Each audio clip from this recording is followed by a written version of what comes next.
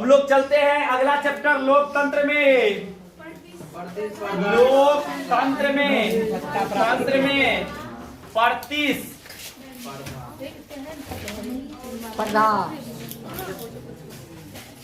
प्रतिस्पर्धा तथा संघर्ष कौन चैप्टर है? तीसरा चैप्टर है।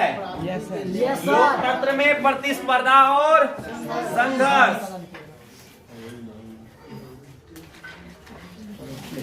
प्रतिस्पर्धा कहने का मतलब है कि सत्ता हासिल करने का प्रयास करना। सत्ता मतलब तो समझती है ना सब? हाँ, शक्ति, हेड कौन बनेगा।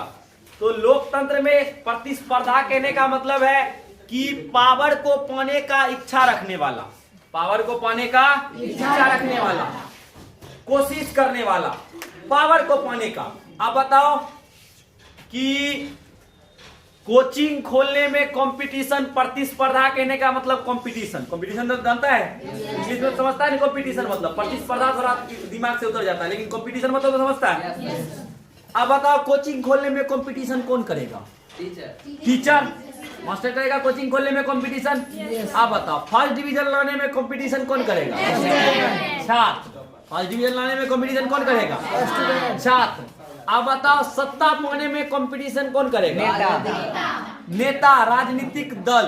राजनीतिक दल, राजनीतिक दल लोकतंत्र में प्रतिस्पर्धा करते हैं, प्रतिस्पर्धा करते हैं, कंपटीशन करते हैं। क्या चीज पाने के लिए? सत्ता, पावर पाने के लिए। पावर पाने के लिए कंपटीशन करते हैं। इसके लिए जो है जब चुनाव होता होगा तो उस समय देखती होगी कि चुनाव में जो है किस तरह से नेता जनता को मोटिवेट करते हैं। शुरू में नेता आप मेरा भगवान है। एगो देखे थे वीडियो में, एक नेता था और जनता का जो एगो बुढ़वा था उसके पैर में गिरा था कि आप हमको वोट दीजिएगा, आप तो मेरा जो है एक नंबर, मेरे दादा का भाई है। तुरंत रिश्ता, मेरा दादा भी यही काम करता था। मतलब रिश्ता कैसे निकल जाता है इसका पता ही नहीं चलता है। तुरंत रिश्ता भंजा लेता है। ओ आपका तो होगा, हो मेरा भी था अभी। समझा बात समझा? तुम्हारा जो है ओ तुम्हारा भैया दिल्ली में, ओ दिल्ली में जो है, दिल्ली में आरकेपुरम में, ओ मेरा भी वहां पे भैया काम करता है आरकेपुरम में। अभी बात कराते हैं एक बार। कौन रहता है? यू। मतलब इस तरह से मोटिवेट करेगा कि लगेगा इससे बड़ा कुछ है ये नहीं, ये तो मेरा अपने आदमी है। ऐसा इस तरह से वो समझाएगा। एक बार आपकी बार नगर पालिका का चुनाव होने वाला था, मेरे घर में वो आदमी आया। शायद उस दिन लास्ट दिन था अथी का पूजा होता है ना, दुर्गा पूजा होता है। उस दिन लास्ट दिन था, लास्ट दिन आया था वो। लास्ट दिन था, नेक्स्ट दिन जो है नवरात्रि खत्म हो जाता। लास्ट दिन आया और हम तो घर में टीवी देख रहे थे तो हमको बुलाया। और जब हम गए, हम तो सहे हुए थे उस समय, जो है नमक खाते नहीं थे। तो हम गए तो मेरा एक दोस्त है, वो बोला कि टीचर है। हम क्या बोले? मास्टर साहब वाह, कहाँ है आपका कोचिंग कहाँ है आपका? बोले मार्केट में कोचिंग है मेरा। बोला हम भी टीचरे हैं। बोले वो मिलेंगे आपसे, मिलेंगे, आप अपना नंबर दीजिए। तो एक बार नंबर दिए, अभी तक फोन नहीं किया। मतलब वो दिखाने के लिए था कि आप टीचर हैं, हम भी टीचर हैं। मतलब राजनीति में सत्ता पाने के लिए राजनीतिक दल क्या करते हैं? प्रतिस्पर्धा, कंपटीशन। एक राजनीतिक दल अपना घोषणा पत्र जारी करते हैं कि अगर जो हम जीत गए, एक तो पेपर में देखे थे कि मुखिया वाला चुनाव हुआ था, एगो आदमी मुखिया के पद से खड़ा हुआ और वो जो है अपने चुनाव प्रचार में बैलेट पेपर में लिखाया कि हम अगर जो मुखिया बनेंगे तो पूरे गांव में वाईफाई फ्री।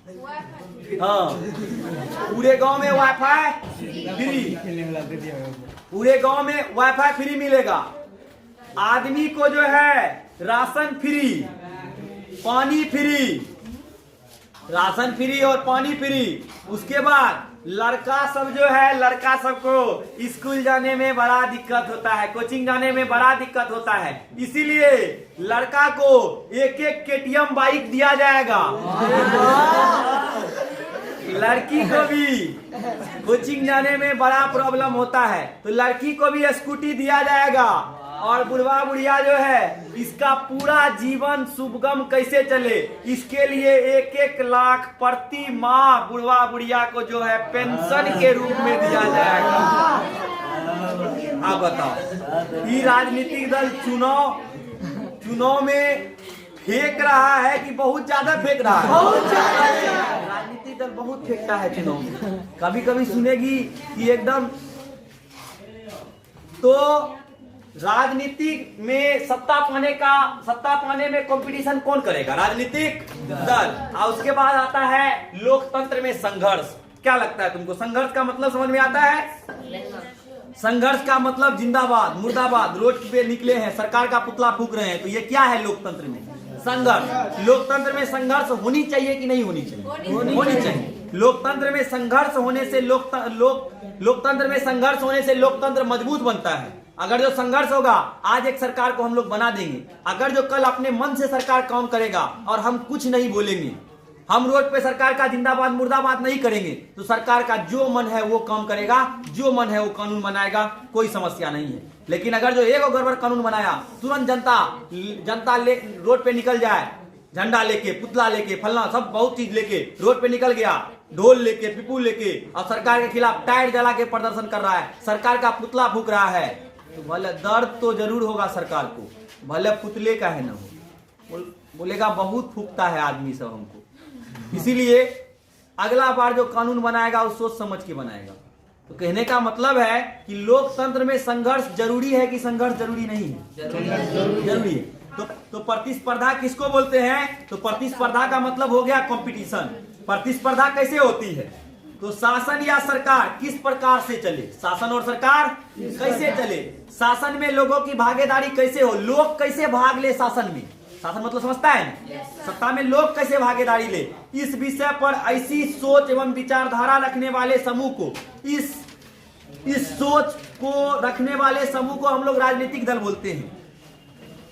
मतलब इस विषय में एक जैसी सोच रखने वाला शासन या सरकार कैसे चले, शासन या सरकार कैसे चले, शासन में लोगों का भागीदारी कैसे हो, शासन में लोग कैसे भागीदारी करें, इस विषय में एक ऐसी सोच या विचारधारा, इस विषय में एक विचारधारा रखने वाले लोग को राजनीतिक दल कहते हैं। क्या कहते हैं? क्या कहते हैं? राजनीतिक दल। अब राजनीतिक दल जो है सत्ता में भागीदारी लेते हैं सरकार बनाने के लिए, और बोल रहा है राजनीतिक दल के कौन कौन सा काम है। तो राजनीतिक दल का काम है नीति एवं कार्यक्रम बनाना। नीति मतलब समझता है, नीति बनाना, कब चुनाव होगा, कार्यक्रम बनाना, कहां कहां चुनाव होगा तो कहां कहां रैली, कौन नेता जाएगा, राजनीतिक दल का ये काम है। उसके बाद चुनाव में, जब चुनाव, पहला काम है राजनीतिक दल का कि नीति बनाना, कि कहां कहां हम लोग जाएंगे चुनाव प्रचार करने के लिए, कार्यक्रम बनाना। और जब चुनाव प्रचार करके चुनाव जीत गया, तो चुनाव जीतने के बाद बहुमत प्राप्त करके राजनीतिक दल जो है एकदम सरकार बनाता है। बहुमत प्राप्त करके राजनीतिक दल क्या बनाता है? सरकार बनाता है। राजनीतिक दल का काम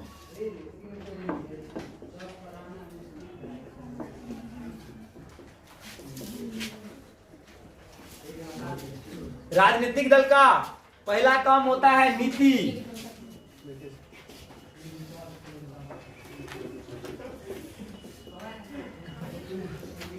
नीति एवं कार्यक्रम बनाना। राजनीतिक दल का काम क्या होता है? नीति एवं कार्यक्रम बनाना। उसके बाद नीति एवं कार्यक्रम बनाना, चुनाव में बहुमत प्राप्त कर सरकार बनाना। चुनाव में बहुमत प्राप्त कर क्या बनाना? चुनाव में बहुमत प्राप्त कर सरकार बनाना। चुनाव में अलग अलग राजनीतिक दल अपना अपना घोषणा पत्र जारी करती है। क्या जारी करती है? घोषणा पत्र। घोषणा पत्र का तो कहानी सुनाए हैं। वो जो पेपर बैलेट पेपर में जो बोल रहा था लड़का को केटीएम बाइक और लड़की को स्कूटी फ्री में, तो घोषणा पत्र है। घोषणा पत्र में जो है सरकार एकदम डिसाइड करता है कि अब की बार जब मेरा सरकार बनेगा न तो आदमी को पक्का इंदिरा आवास देंगे, जो गरीब है उसको बहुत इंदिरा आवास देंगे, पैसा देंगे, नाला बनाएंगे, सबके घर में टॉयलेट बना देंगे, किसी को बाहर जाने का कोई जरूरत नहीं। स्टूडेंट जो फर्स्ट डिवीजन करेगा साइकिल देंगे, 50,000 टका देंगे। मतलब 71 गो घोषणा करता है वो अपना घोषणा पत्र में। और 71 गो घोषणा करने के बाद एक भी घोषणा वो पूरा नहीं करता है। इसीलिए राजनीतिक दल का घोषणा पत्र को घोषणा पत्र नहीं ढकोसला पत्र बोलते हैं। ढकोसला मतलब समझ में आता है? मतलब फलतुआ वो वैसे लिख देता है अब घोषणा पत्र या ये करेंगे, लेकिन चुनाव जीतने के बाद घोषणा पत्र में क्या लिखा है उसका पता नहीं आता है। एक गो राजनीतिक दल का जो नेता सब रहता है वो घोषणा पत्र को तो लगता है पहली बार जब घोषणा पत्र जारी करता है उसी समय पढ़ता है, पढ़ता उड़ता नहीं है उसमें क्या लिखा है। तो चुनाव में राजनीतिक दल क्या जारी करता है? घोषणा पत्र। और राजनीतिक दल जो है जनता और सरकार के बीच कड़ी का काम करता है। कैसे काम करता है? कड़ी का। जनता और सरकार के बीच का कड़ी कौन होता है? राजनीतिक दल। अब सब राजनीतिक दल खराबे नहीं होता है, अच्छा भी होता है। सब राजनीतिक दल जो है ढकोसले पत्र जारी नहीं करता है। कुछ राजनीतिक दल ऐसा भी जो है जो अपना घोषणा पत्र जारी करता है तो भले 10 घोषणा पत्र जारी किया तो उसका 5 को जरूर पूरा कर देता है। कुछ ऐसा राजनीतिक ईमानदार राजनीतिक दल भी है, ऐसा नहीं है सब बेईमानी है, ईमानदार भी है। तो जनता और सरकार के बीच कड़ी का काम कौन करता है? राजनीतिक दल। अगर जो जनता का कोई बात है, जनता अपना बात किसको बोलेगा? छोटा मोटा नेता को। अब जनता को जो है हम लोग जैसा आम जनता है, हम लोग का पहचान प्रधानमंत्री से है क्या? डायरेक्ट प्रधानमंत्री करेंगे टुरुरु पुक, नरेंद्र मोदी जी आपसे काम है, आप वो काम कर दीजिए, ऐसा है? ऐसा करने वाला करोड़ों आदमी है उसके पास में। अब बताओ तो इसके लिए क्या करेंगे? अगर जो हमको नरेंद्र मोदी जी से कोई बात मनवाना है तो हम सबसे पहले जाएंगे हम अपने गांव के, हम अपने तरफ के जो नेता है उस नेता के पास में हम अपना बात को रखेंगे। हम अपना बात को रखेंगे तो वो नेता जो है, वो नेता बड़ा नेता के पास में अपना बात को रखेगा, तो फिर वो नेता प्रधानमंत्री जी के सामने अपने बात को रखेंगे, फिर वो मेरा बात माना जाएगा। सही है तब हम बोलेंगे मोदी जी हमको 5 करोड़ रुपया दे दीजिए, तो भी तो कोई बात नहीं हुआ। अब सरकार देने के लिए दे सकता है, हम उसके लिए स्पेशल है, दे सकता है, कोई दिक्कत नहीं। लेकिन सबसे पहले जैसे हम स्पेशल है उसी तरह से 125 करोड़ स्पेशल है कि नहीं है? तो सरकार डायरेक्टली हमसे संपर्क कर सकती है? नहीं। हमको सरकार से संपर्क करना है तो पहले किससे संपर्क करना पड़ेगा? राजनीतिक दल के कोई सदस्य से। राजनीतिक दल के सदस्य से हम लोग संपर्क कर लेंगे तो राजनीतिक दल का सदस्य जो है सरकार को बताता है कि आपके बारे में ऐसा ऐसा जो है एक आदमी है, ये बोलना चाहता है, आप उसको बुलाना चाहते हैं तो बुला सकते हैं, नहीं बुलाना चाहते हैं तो कोई दिक्कत नहीं। आप तुम लोग जो है तुम लोग भी कभी चाहता है कि हम मोदी जी से मिले? चाहता है? मिल सकता है कि नहीं मिल सकता है? मिल सकता है। भले तुम्हारे पास में एक रीजन होना चाहिए मिलने का। अब बोलेगा नरेंद्र मोदी जी आपके साथ में मिल रहे हैं फोटो खिंचवाने के लिए, कौन सा बात हो गया? फोटो खिंचवाने के लिए आज तक बहुत सारा सोशल मीडिया पे एडिटर ऐप आ गया है। नरेंद्र मोदी जी का बहुत फोटो है पोज वाला, उसको लेके अपना फोटो चिपका दीजिए, हो गया फोटो एडिट। तो एक रीजन होना चाहिए तुम्हारे पास सरकार से मिलने के लिए, और वो रीजन राजनीतिक दल जो है क्या करता है? जनता और सरकार के बीच में कड़ी का काम करता है। जनता और सरकार के बीच में क्या काम करता है? कड़ी का काम करता है। कड़ी का काम करता है, इसका मतलब समझ में आया? मतलब कड़ी कहने का मतलब है जोड़ने का काम करता है। कड़ी क्या करता है? गाय भैंस को जो है खुट्टा से गाय को जोड़ के रखता है, वही है वो कड़ी जो है राजनीतिक दल है। एक तरफ जनता बंधा है और एक तरफ सरकार, और दोनों को बांधने का प्रयास कौन करते हैं? एक कड़ी में राजनीतिक दल।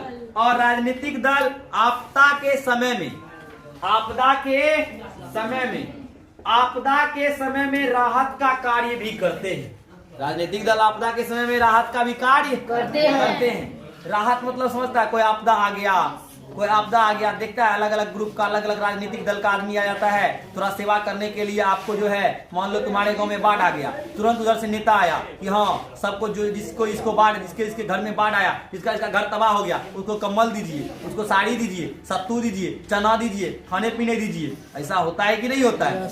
होता है। तो आपदा के समय में राहत का काम करते हैं राजनीतिक दल की नहीं करते हैं। राजनीतिक दल करते, खुद से नहीं करते तो करवाते हैं, करवाया जाता है। उसके बाद होता है संघर्ष।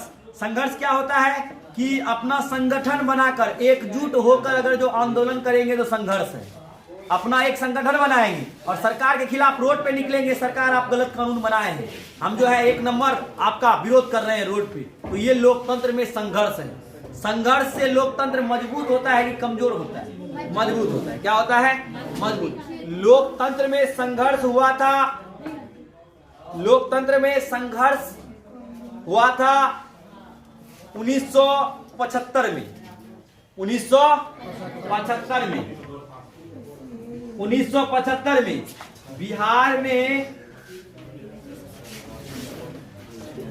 बिहार में छात्र आंदोलन हुआ था। बिहार में कौन आंदोलन हुआ था? छात्र आंदोलन हुआ था। और छात्र आंदोलन के नेता थे जयप्रकाश नारायण। कौन थे नेता? जयप्रकाश नारायण। और इस क्रांति को हम लोग संपूर्ण क्रांति बोलते हैं। बिहार में जो ये स्टूडेंट सब धरना प्रदर्शन दिए, स्टूडेंट सब सरकार का विरोध किए, इस क्रांति को क्या बोलते हैं? संपूर्ण क्रांति। तुमको आएगा संपूर्ण क्रांति का नेतृत्व किसने किया था? तो जयप्रकाश नारायण। अब जयप्रकाश नारायण, उस समय क्या हुआ था 1975 में? भारत में इंदिरा गांधी का सरकार था। भारत में किसका सरकार था? इंदिरा गांधी का। और उस समय ये कहा जाता था India is Indira, Indira is India, India is Indira और इंदिरा इज इंडिया। मतलब इंदिरा भारत है और भारत क्या है? इंदिरा है। उस समय ऐसा कहा जाता था कि इंदिरा गांधी बहुत, उस समय एक ही पार्टी था अस्तित्व में, कांग्रेस पार्टी, और कांग्रेस पार्टी के नेता थी इंदिरा गांधी। और उस समय बिहार में एक व्यक्ति थे जयप्रकाश नारायण। 1975 का बात है। 1975 में इंदिरा गांधी पे जो है भ्रष्टाचार का आरोप लग गया था। क्या जिसका? भ्रष्टाचार का आरोप लग गया। अब भ्रष्टाचार के आरोप के बाद जयप्रकाश नारायण ने, खास करके नेता कौन थे इसमें? जयप्रकाश नारायण ने इंदिरा गांधी के खिलाफ संघर्ष का मोर्चा खोल दिए। संघर्ष करने लगे लोकतंत्र में कि हम जो है 1 नंबर आपका बात नहीं मानेंगे, आप जो है 1 नंबर भ्रष्टाचार करने में आगे है, आप बहुत भ्रष्टाचार किए हैं, इसीलिए आप अपना भ्रष्टाचार को रोकिए, तब जो है हम इस धरना प्रदर्शन को बंद करेंगे। इंदिरा गांधी जो है जयप्रकाश नारायण जेपी के पास में कई लेटर लिखा, और लेटर में लिखा कि जेपी जी, जैसे आपके पिता का, आपका संबंध मेरे पिता के साथ में ठीक से रहा है, हम चाहते हैं उसी तरह से आपका भी संबंध मेरे साथ में रहे। लेकिन जयप्रकाश नारायण ये मीठी मीठी बातों में आने वाले व्यक्ति नहीं थे। जयप्रकाश नारायण ने उस पर भ्रष्टाचार का आरोप लगा के पूरा संघर्ष का बिगुल फूका और मैदान में बहुत लोगों को इकट्ठा करके इंदिरा गांधी के खिलाफ भाषण दिया। और कुछ दिनों बाद इंदिरा गांधी क्या की? अपना सरकार बचाने के लिए देश में इमरजेंसी लगा दिया। देश में क्या कर दिया? इमरजेंसी लगा दिया। और इमरजेंसी के बाद जब सरकार बना, तो इमरजेंसी के बाद पहली बार भारत का इतिहास फिर से लिखा गया। पहली बार भारत में गैर कांग्रेसी प्रधानमंत्री बना 1977 में, और गैर कांग्रेसी प्रधानमंत्री का नाम था मोरारजी देसाई। नाम सुना है? भारत में पहला गैर कांग्रेसी प्रधानमंत्री कब बना था? मोरारजी देसाई। कब बना था? 1977 में। नाम क्या था? मोरारजी देसाई। तो बिहार के छात्र आंदोलन के नेता क्या कौन थे? जयप्रकाश नारायण। और जयप्रकाश नारायण जब बिहार के छात्र आंदोलन 1977 में, जब बिहार का छात्र आंदोलन इमरजेंसी के बाद उस समय लगभग बहुत 600 से 700 से अधिक नेता को उस समय जेल में बंद किया गया और वो सरकार के खिलाफ इमरजेंसी में आवाज नहीं उठा सकता था। और जो भी था जेपी और भी जो नेता विरोध कर रहे थे इमरजेंसी का, सबको उठा के जेल में पटका गया, जेल में बंद किया गया। और जब ये जयप्रकाश नारायण जेल से निकले तो जनता पार्टी का गठन किए, जनता पार्टी का कई लोगों का समूह मिला के जनता पार्टी का गठन किए और 1970 में चुनाव लड़े जनता पार्टी से जेपी, और जनता पार्टी का सरकार बना और प्रधानमंत्री कौन बने? मोरारजी देसाई। लोकतंत्र में संघर्ष के बारे में एक और कहानी है, चिपको आंदोलन के बारे में। 1977 का समय था, चिपको आंदोलन 1977 का समय था। कब था? 1977 का समय था। उत्तराखंड के टेहरी गढ़वाल जिला में, उत्तराखंड के टेहरी गढ़वाल जिला में सुंदरलाल बहुगुणा नाम के एक व्यक्ति थे और अनपढ़ समुदाय से ये सब आते थे। उस समय क्या था कि लकड़ी का बहुत अलग अलग प्रकार के सामान बनाए जाते थे। तो उस समय वहां का जो ठेकेदार था, गढ़वाल जिला का जो ठेकेदार था, वो ठेकेदार क्या किया, वहां से अधिक मात्रा में लकड़ी काटने लगा जिससे जंगल नष्ट होने लगा। इसलिए वहां की महिलाओं ने पैर में चिपक के चिपको आंदोलन का शुरुआत किया। और चिपको आंदोलन का जब शुरुआत किया, बोला कि आप पैर काटिएगा तो पैर काटने से पहले आपको किसको काटना पड़ेगा? हम लोग को काटिए। जिसके कारण से सरकार को झुकना पड़ा और कानून बनाना पड़ा कि अगर जो पैर काटिएगा तो एक पैर काट रहे हैं तो ऐसा पैर काटिए जो सूखा है, जिसका कोई काम नहीं है। और सूखा पैर भी काटिए तो एक काट रहे हैं तो 10 लगाइए तब काटिए, ऐसे नहीं झाड़ी लिए या फटाफट काट दिए, 10 लगाइए तब काटिए। तो चिपको आंदोलन के बारे में तुम लोग को डिटेल में जानकारी होगा। चिपको आंदोलन के बाद आता है इंपोर्टेंट ताड़ी विरोधी आंदोलन। ताड़ी विरोधी आंदोलन। अब ताड़ी मतलब समझता है क्या होता है? Yes sir. ताड़ी, तार का जूस, तार का जूस इज कॉल्ड ताड़ी। और ताड़ी पीने के बाद एक लोटा अगर जो कोई आदमी ताड़ी पीता है उसके बाद वो दूसरा दुनिया में चले जाता है। तुम लोग भी कभी कभी ताड़ी पी लेती होगी लड़की सब। लड़की सब ताड़ी नहीं पीती है तो बीड़ी तो जरूर पीती होगी। नहीं पीती है कभी कभी। आज कभी कभी ऐसा हुआ होगा लड़की सबको कि बीड़ी पीने का कभी कभी मन किया होगा, तो मन क्या होगा, तुम लोग कागजे को मोड़ ली होगी, कागज को मोड़ के मुंह में मार के इसलिए फुफू कर रही होगी कभी कभी। नहीं हुआ मतलब लड़की सब आजकल आज तक बीड़ी चढ़ाई नहीं की, पक्का। लड़का सब तुम लोग में एक भी लड़का कोई नशा नहीं किया, बीड़ी उड़ी नहीं पिया, पक्का। पिया भी होगा तो अभी बोल रहा होगा सर बढ़िया है, हम एकदम दूध के धुले हुए हैं, हमसे ज्यादा धुला हुआ कोई है ये नहीं है। अब पता नहीं रोड पे जाता होगा तो ऐसे रोड पे जाता होगा तो ऐसे पीता होगा।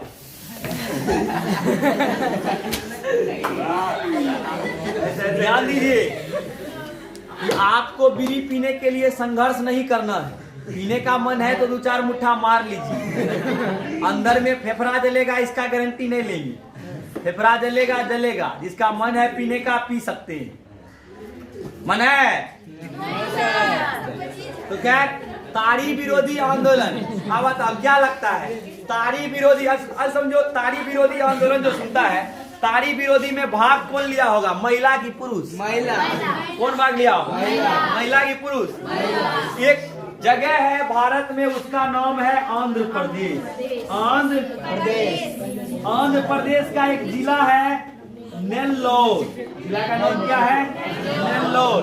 और नेल्लोर जिला में ये साहब आंध्र प्रदेश का एक जिला है, इसका नाम है नेल्लोर। और नेल्लोर जिला में उस समय था क्या कि ताड़ी का प्रचलन, शराब का प्रचलन बहुत ज्यादा था। आदमी सब एक दिन में 200 रुपया कमाते थे और 100 रुपया तो ताड़िए पी जाते थे, जिसके कारण से, और ताड़ी पीने के बाद जो घर जाते थे तो घर जाने के बाद समझ में करता है कि उसकी जो बीवी होगी उसका जो है दारू पीने के बाद, ताड़ी पीने के बाद उसके अपना मती में थोड़ी रहता होगा। एक बार जो है एक शराबी बोतले में लकड़ी घुसा रहा था। हाँ, एगो बाबा प्रवचन कर रहा था कि एक भिखारी, एक शराबी जो है बोतल में लकड़ी घुसा रहा था। दूसरा आदमी आके पूछा कि काहे घुसा रहे हैं, तो वो बोला कि मेरे इस बोतल में 40 कट्ठा जमीन घुस गया है। अब कैसे घुसा? तो कोई जाके उसको पिला दिया होगा। अब पिलाने के बाद गया रजिस्ट्री ऑफिस, मुंशी जी पूछा होगा कि कितना लिखना है, तो बोला लिख दीजिए मुंशी जी साहब। लिख दिया सब जमीन। और सुबह जब नशा टूटा तो बोतले में लकड़ी घुसा रहा है, किसी के चक्कर में जो है मेरा गया है। तो देखो आदमी सब जो है बड़ा खतरनाक है। तो ताड़ी विरोधी आंदोलन आंध्र प्रदेश के नेल्लोर में शुरू हुआ था। यहाँ के पुरुष सब जो है खूब ज्यादा शराब सब पीते थे और शराब पीने के बाद अपने पत्नी को जा करके बढ़िया से स्वागत करते थे। अब बताओ, किसी के ऊपर अगर जो तुम अत्याचार कर रहा है, भले ही तू पति का है न है, परमेश्वर का है न है, भगवान तुमको पति बनाया है, अब पति को परमेश्वर कहते हैं, भले ही तू परम ईश्वर रहो, कोई दिक्कत नहीं है। लेकिन अगर जो परम ईश्वरनी पे अत्याचार कर रहा है तो फिर दिक्कत है। जिसके कारण से सब ईश्वरनी मिलजुल के एक नंबर धरना प्रदर्शन दिया सरकार के खिलाफ कि सरकार मुर्दाबाद, आप जो है दारू ताड़ी बंद कीजिए यहाँ आंध्र प्रदेश में। तो सरकार बात को नहीं सुना, सीरियसली नहीं लिया। सरकार सीरियसली इसलिए नहीं लिया कि सरकार को उससे पैसा आता था। अरे हम ताड़ी बेचते हैं और मेरे पास में तुम लोग पीने आता है और मेरा धंधा बढ़िया चल रहा है, और तुम लोग पीने आता है, तुम लोग हमको पैसा देता है। हम जो ताड़ी दारू खरीदते हैं तो हम सरकार को पैसा देते हैं। अब महिला सब धरना दे रही है कि सरकार मुर्दाबाद, ताड़ी दारू को बंद कीजिए। अब बताओ, सरकार को पैसा जा रहा है तो कुछ समय तक तो सरकार मुंह बंद करके रहेगा कि हो चलो महिला को कुछ समय तक डांस करने देते हैं ताड़ी विरोधी आंदोलन में, और उसके बाद हम बंद करेंगे। अगर जो मान लो हमको अगर जो पैसा आ रहा है कोई काम से, तो वो काम को हम तुरंत बंद कर देंगे ना। तो यहाँ का सरकार भी आंध्र प्रदेश का जो था ताड़ी को बंद नहीं किया, और धीरे धीरे अब महिला सबके पेट में बात पचती नहीं है। एक महिला से दूसरा महिला, दूसरा महिला से तीसरा महिला, तीसरा महिला से चौथा महिला, ऐसे करते करते पूरे भारत में ये फैल गया ये बात कि वहाँ आंध्र प्रदेश में जो दूल्हा सब है ताड़ी पी के आता है, दुल्हन को बढ़िया से स्वागत करता है। तो सब भारत का महिला अलग अलग राज्य में ताड़ी विरोधी आंदोलन शुरू हो गया। और जब ये आंदोलन बिहार में आया, बिहार में तो ये और फेमस हो गया। पूरा देश का महिला से ये आंध्र प्रदेश के नेल्लोर जिले की जो महिला है, सब इसका सपोर्ट किया कि आप सही कर रहे हैं, आप एकदम मस्त काम कर रहे हैं, आप जो है ताड़ी दारू को बंद करवा रहे हैं, बहुत अच्छी बात है। और अंत में महिलाओं का इतना संघर्ष को देख के सरकार को झुकना पड़ा और सरकार को बोलना पड़ा कि हम इतना संघर्ष लोकतंत्र में इस महिलाओं को देखे हैं। इस महिला से हमको सीख मिला है कि सरकार लोकतंत्र में सब काम अपने मन से नहीं कर सकता है। सरकार वही काम कर सकता है जो जनता के हित में हो। सरकार वो काम नहीं कर सकता है जो जनता के हित में ना हो। अगर जो यहाँ पे यहाँ की महिलाएं चाहती है, यहाँ का लोग चाहता है शराब बंद हो, तो हम यहाँ पे शराब बंद करेंगे। अब बताओ, बिहार में शराब बंदी है कि नहीं? है, नाम का है रे। हाँ। अब बताओ, बिहार में अगर जो अभी वोटिंग दिलवाया जाए कि शराब चालू होना चाहिए कि नहीं होना चाहिए, तो हमको लग रहा है 100 में लगभग 80 आदमी उसमें वोट देगा बिहार में शराब चालू कीजिए, और 80 आदमी जो वोट देगा वो समझदार आदमी होगा। अब सोच सकता है वो समझदार कैसे होगा? तो वो समझदार इस तरह से होगा कि वो भी सोचता है कि शराब के कारण से बिहार का बुरा हाल बा, 600 में हाथ मिले 1200 में फूल बा, सब समझता है। वो सोचता है कि 600 में जो हमको हाफ मिलता है, शराब चालू हो जाएगा तो वही हाफ सीधे आधा दाम 300 में मिलेगा। तो 300 तो पैसा रुपया बचेगा। तो हमको लगता है कि अगर जो सरकार को कोई काम को नियम को लागू करना है तो पूरी तरीके से टाइट से करे। नहीं होगा तो नहीं होगा, नहीं ताड़ी पीना है तो नहीं पीना है। लेकिन हमारे इधर क्या है, लोकतंत्र में बहुत छूट दिया गया है। ताड़ी पीना है तो पुलिस सबसे पहले मुंह में पाइप घुसा के चेक करेगा। सबसे पहले पुलिस को तो मुंह में पाइप घुसाने में शर्म लगेगा कि कहीं तुम्हारे मुंह में कीड़ा है कि नहीं है। अब मुंह में पाइप अगर जो घुसा दिया, पुलिस बोलेगा फूक। एक बार जो है एगो शराबी खूब शराब पी लिया था। अब पुलिस जो है, पुलिस के पास में जैसे टक झुक के जा रहा था, पुलिस उसको पकड़ लिया। अब पुलिस पकड़ा तो पुलिस उसके मुंह में पाइप दिया। पाइप आता ही नहीं वो शराब चेक करने वाला, शराब है कि नहीं। अब पाइप दिया तो वो आदमी इतना शराब पिया था कि पुलिस उसके मुंह में ऐसे करके पाइप लगाया और आदमी पुलिस के मुंह में उल्टी कर दिया। गड़बड़ हो गया काम। कहने का मतलब है कि अगर जो नियम को लागू करना है तो पूरा सही से कीजिए, ठीक ढंग से कीजिए। और अगर जो हमारे यहाँ क्या है, शराबबंदी है, शराबबंदी में कोई महिला तो नहीं पीती है, कोई पुरुष अगर जो शराब पी के जाएगा तो पुलिस उसको ले जाएगा। और ले जाने के बाद उसको सजा में क्या देगा, 2000 रुपया निकालो। शराब पिया है, 2000 रुपया निकालो। अब 2000 रुपया तो दे देता है वो आदमी, लेकिन क्या 2000 रुपया जुर्माना देने के बाद शराब पीना छोड़ देगा? अभी नहीं छोड़ सकता है। तो बताओ, ताड़ी विरोधी आंदोलन कहाँ शुरू हुआ था? नेल्लोर में। और क्यों हुआ था? क्योंकि सरकार यहाँ का जो था शराब उराब को बंद करने का कई बार यहाँ मांग चला, लेकिन सरकार यहाँ का शराब बंद नहीं कर पाया, जिसके कारण से यहाँ के अनपढ़ महिलाओं ने ताड़ी विरोधी आंदोलन किया और अंततः सरकार को महिलाओं के सामने झुकना पड़ा। और इतिहास गवाह है, महिला के सामने तो भगवान को भी झुकना पड़ता है कि नहीं है? महिला में इतना पावर होता है कि सबको झुका देता है। अरे झुकता है कि नहीं झुकता है? झुकता है कि नहीं झुकता है? तू लोग भी शायरी में पूरा बोलता है कि मेरा सर जो है दो ही आदमी के सामने में झुकता है, एक वो जो हमको जन्म दिया और एक वो जो मेरे लिए जन्म लिया। वाह, बात तो बुझता है ना दिल। तो खैर, तो लोकतंत्र में जो है संघर्ष होनी चाहिए। ताड़ी विरोधी आंदोलन के बारे में समझ में आ गया? कहाँ शुरू हुआ था? आंध्र प्रदेश के नेल्लोर में। और जब ये महिला का विरोध बहुत ज्यादा उग्र हो गया, बहुत ज्यादा मात्रा में विरोध फैलने लगा, तो सरकार को झुकना पड़ा और 73वीं और 74वीं संविधान संशोधन करना पड़ा। जब ये आंदोलन बहुत ज्यादा उग्र रूप ले लिया, बहुत पूरा देश में फैल गया ताड़ी विरोधी आंदोलन, तो फिर सरकार को झुकना पड़ा।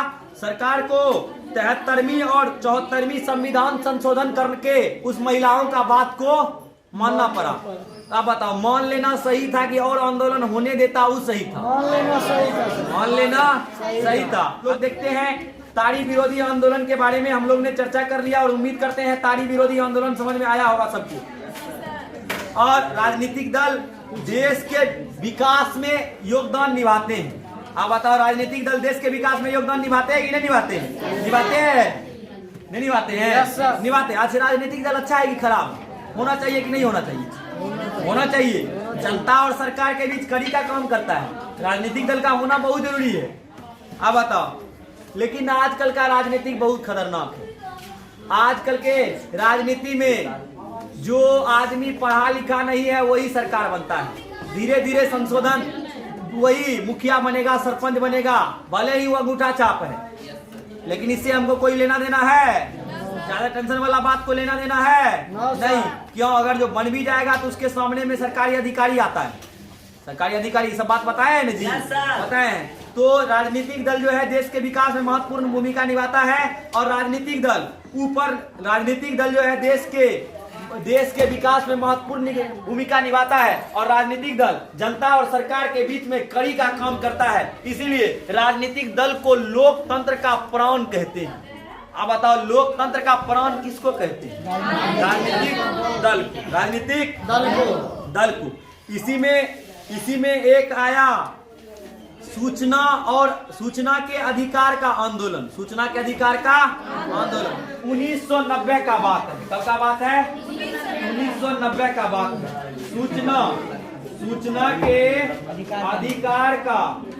अधिकार का आंदोलन। कब का बात है? 1990 का। और राजस्थान का बात है। कहाँ का बात है? राजस्थान का राजधानी जयपुर। राजस्थान का राजधानी पिंक सिटी कहते हैं जयपुर को क्या बोलते हैं? Pink city. तो 1990 में राजस्थान का एक छोटा सा गांव भीम तहसील से इस आंदोलन का शुरुआत हुआ था। सूचना के अधिकार का आंदोलन कहां से शुरुआत हुआ था? राजस्थान के छोटा सा गांव भीम तहसील से। और इस आंदोलन की शुरुआत में ग्रामीण बिल भुगतानों की सूचना मांग कर रहे थे। सरकार ने इसकी सुनवाई और कानून में परिवर्तन किया और यह आंदोलन धीरे धीरे देशव्यापी हो गया और 2005 में संसद द्वारा सूचना और अधिकार का अधिनियम बना दिया गया।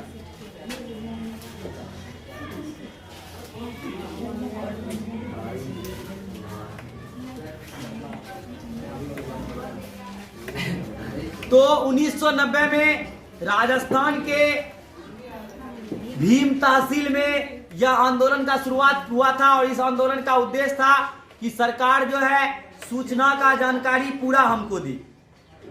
कितना कौन महीना में बिल भरना है इसका जानकारी पूरा दे। अब सरकार 4 महीना के बाद बिजली का बिल भेजेगा और बोलेगा आपका 2 करोड़ है, तो फिर दिक्कत है कि नहीं है? हमको महीना बताइए कितना है। ई महीना 200, तो अगला महीना 500 हुआ, 300 जुटा, क्या में जुटा, सारा सूचना हमको दीजिए। अगर जो हम कोई कपड़ा खरीद रहे हैं तो उसका सारा हमको गुण पता होना चाहिए। ये कपड़ा में कितना क्वालिटी है, कितना है, नहीं है।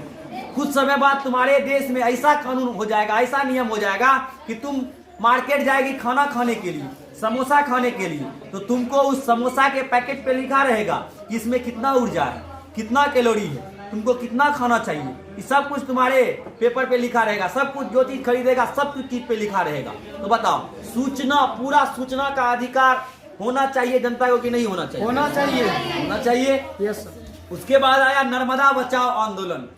नर्मदा बचाओ आंदोलन का उद्देश्य था कि बांध बनाने से गांव को डूब जाने का खतरा बना रहता है। अगर जो नदी के बगल में बड़ा बांध बनाते हैं तो कभी कभी ऐसा होता है कि वो बांध टूटने से जो है गांव सब डूब जाता है। गांव सब क्या होता है? डूब जाता है। और इसी कारण से नर्मदा आंदोलन का शुरुआत हुआ था। उसके बाद आते हैं हम लोग किसान आंदोलन। सबसे पहले देखते हैं कि राजनीतिक दल का 3 स्वरूप है। राजनीतिक दल का कितना रूप है? 3 रूप है। एक दलीय व्यवस्था। कहीं ऐसा होता है कि जहां पे एक ही राजनीतिक दल होगा और वही देश पे राज करेगा। दूसरा विपक्षी दल का कोई अस्तित्व नहीं है। एक ही राजनीतिक दल होगा, उसको बोलेंगे एक दलीय व्यवस्था। विपक्षी कहने का मतलब जो सरकार में नहीं रहेगा, जो सरकार के अगेंस्ट में रहेगा, उसको विपक्षी दल कहेंगे।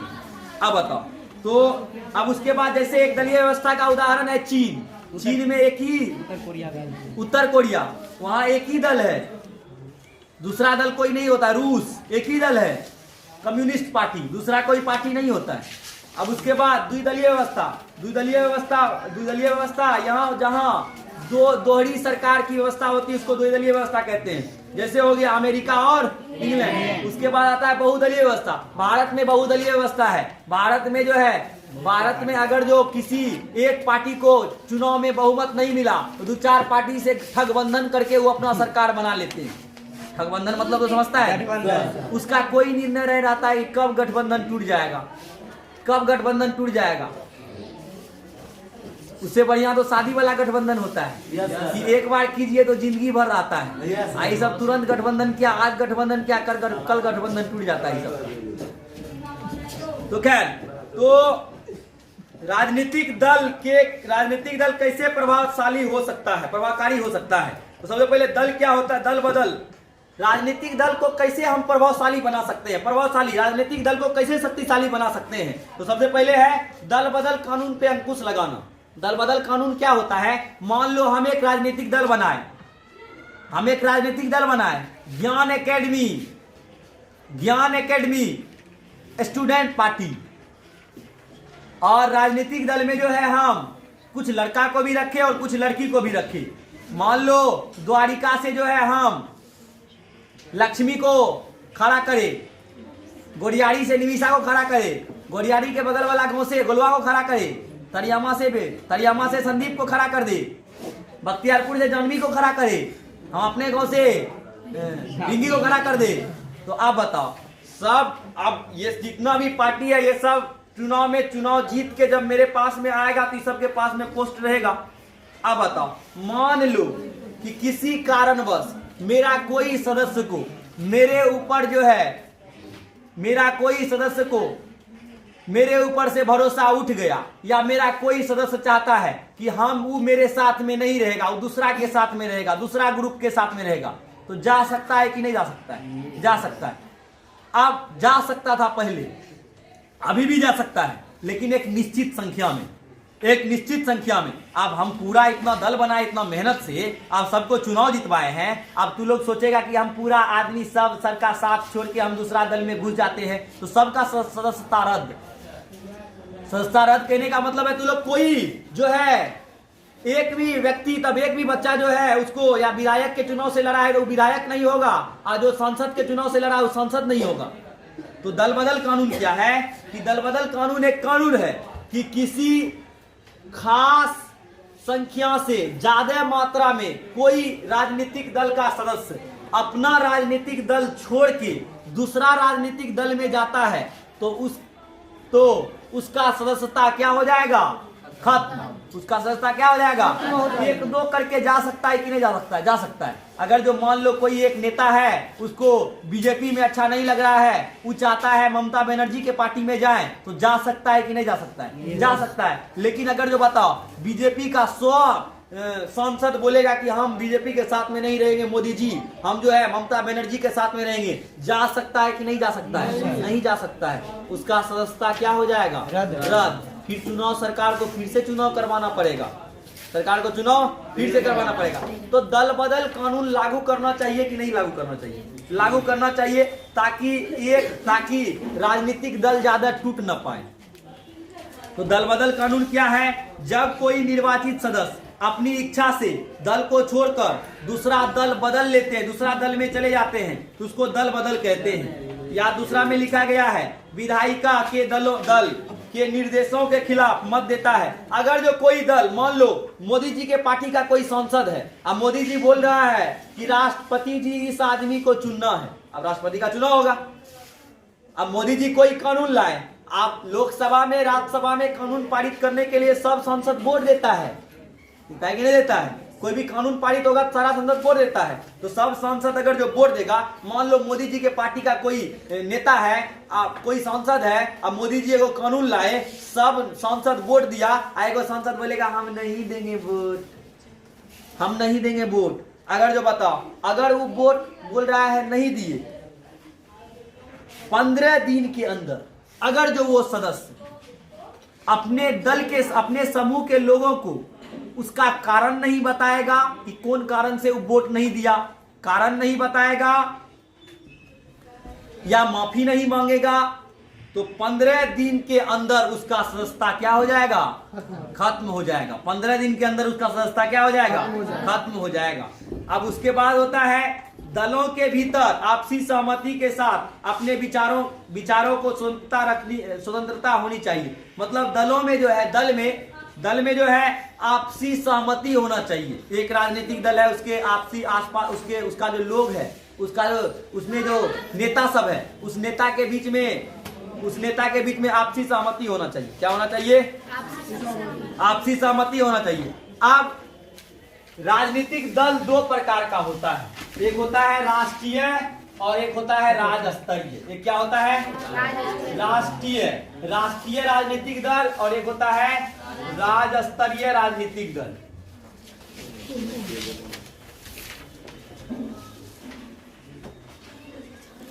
राज्य-स्तरीय एक होता है राष्ट्रीय।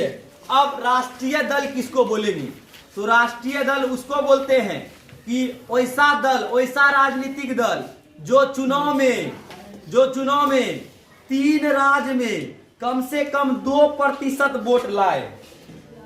3 राज्य में, भारत कई राज्य में बटा है कि नहीं है? 3 राज्य में कम से कम 2% वोट आना चाहिए। 3 राज्य में कितना प्रतिशत वोट आना चाहिए? 2% वोट आना चाहिए। ये है केंद्र सरकार के चुनाव में, केंद्र सरकार के प्रधानमंत्री के चुनाव में। वही राज्य सरकार के चुनाव में उसको 6% वोट आना चाहिए। कितना परसेंट वोट आना चाहिए?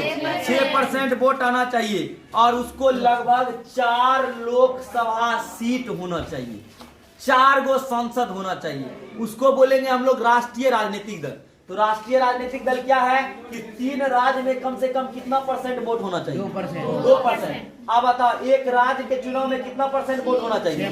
6%। अब बताओ कोई राज्य में अगर जो मुख्यमंत्री का चुनाव होगा तो उसमें कितना परसेंट वोट होना चाहिए? 4%। कितना परसेंट होना चाहिए? 4 सीट होना चाहिए। सांसद के चुनाव में क्या होना चाहिए? 4 सीट होना चाहिए। मतलब केंद्र सरकार के चुनाव में 2% वोट होना चाहिए, उसमें भी 4 सीट नेसेसरी है, 4 सीट होना ही चाहिए। उसके बाद राज्य का चुनाव होगा, राज्य के चुनाव में कितना प्रतिशत वोट होना चाहिए? 6% वोट होना चाहिए।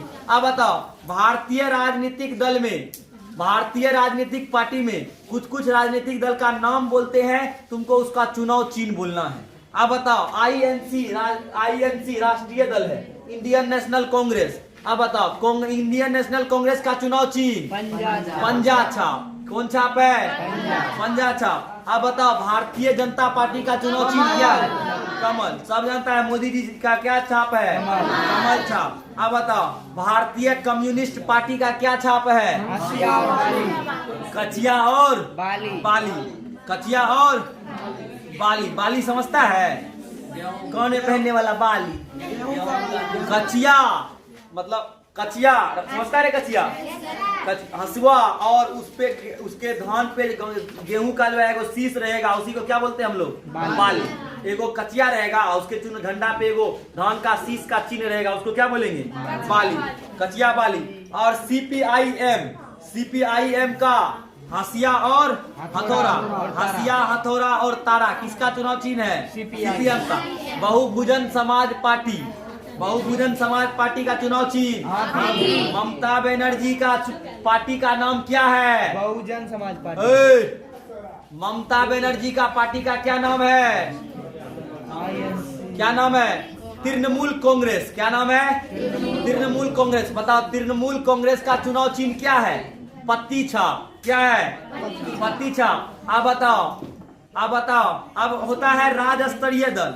राज्य दल क्या होता है? लोकसभा या विधानसभा के चुनाव में कम से कम इसको 6% वोट आना चाहिए। कितना परसेंट वोट आना चाहिए?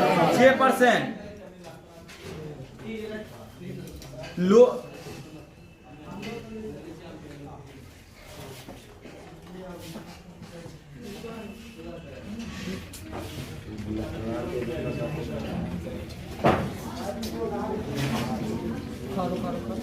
लोकसभा में इसको 6% वोट होना चाहिए। कितना वोट होना चाहिए? 6% वोट होना चाहिए। 3%, 6% होना चाहिए।